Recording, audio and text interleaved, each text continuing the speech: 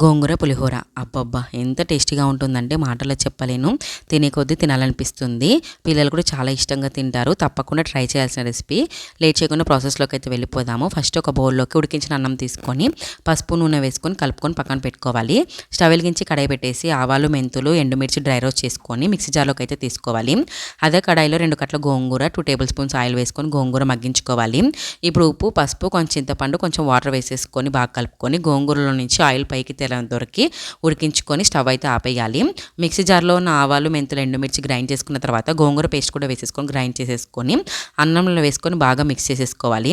ఇప్పుడు తాలింపు కోసం స్టవ్ వెలిగించి కడాయి పెట్టేసి 4 టేబుల్ స్పూన్స్ ఆయిల్ వేసేసుకొని పల్లీలు, శనగపప్పు, ఆవాలు, జీలకర్ర, పచ్చిమిర్చి, ఎండుమిర్చి, కరివేపాకు, ఇంగు వేసుకొని తాలింపు ఫ్రై అయ్యాక అన్నంలో వేసేసుకొని బాగా కలుపుకుంటే ఎంతో టేస్టీగా ఉండే గోంగూర పులిహోర అయితే రెడీ అయిపోయిందండి. గోంగూర పులిహోర ఊరే కొద్దీ టేస్ట్ ఉంటుంది. మీరు కూడా ట్రై చేయండి. వీడియో నచ్చితే లైక్ చేయండి. బాయ్.